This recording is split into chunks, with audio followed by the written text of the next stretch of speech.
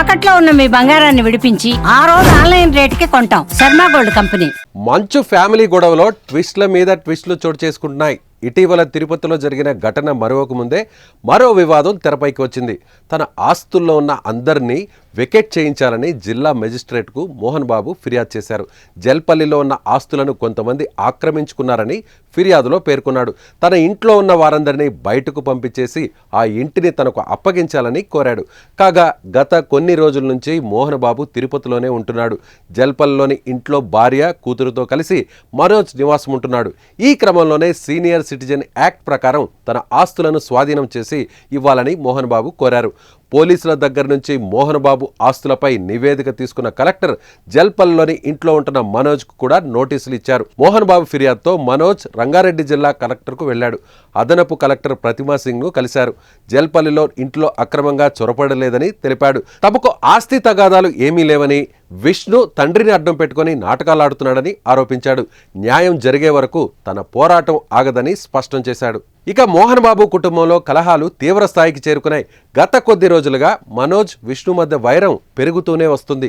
గత ఏడాది డిసెంబర్ నెలలో తనపై దాడి జరిగిందని, మోహన్ బాబు ఆదేశాల మేరకు ఆయన ప్రధాన అనుచరుడు విద్యా సంస్థల్ని పర్యవేక్షించే వినయ్ తనపై దాడి చేసినట్లుగా మనోజ్ పేరుతో ఓ ప్రకటన వెలువడింది. నడవలేని స్థితిలో ఉన్న మనోజ్ ప్రైవేట్ హాస్పిటల్లో చేరడంతో ఏం జరిగిందన్న టెన్షన్ నెలకొంది.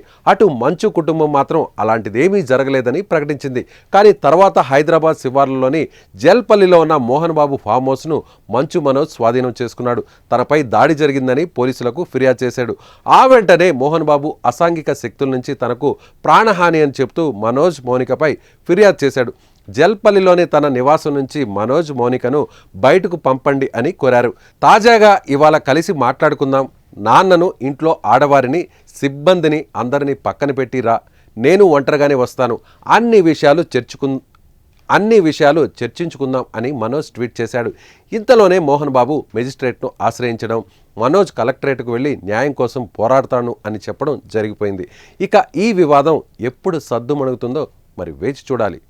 ఈ వివాదంపై మీరేమనుకుంటున్నారో ఖచ్చితంగా మీ అభిప్రాయాన్ని కామెంట్ చేయండి.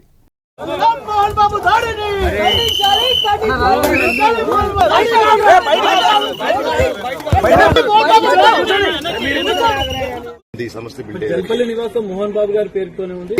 ఇది నా నాన్నగారిని ఎప్పుడు వ్యతిరేకించనండి. ఎందుకంటే ఇది కేవలం మా నాన్నగారిని ముందు తోసి అది వెనకాల నుంచి ఆడే నాటకం. ఎందుకంటే నేను అడుగుతున్నా, డైరెక్ట్ గా రండి మాట్లాడండి అని. ఎంతకంటే ఎంత చెప్తారా మాట్లాడని. మరి మోహన్ బాబు గారే వెకేట్ చేయాలని చెప్పి కలెక్టర్ ని ఆశ్రయించారు మిమ్మల్ని. అవునండి, అది ఎందువల్ల అయిందో కూడా నేను రిటర్న్ గా మీకు మళ్ళీ ఇస్తానండి.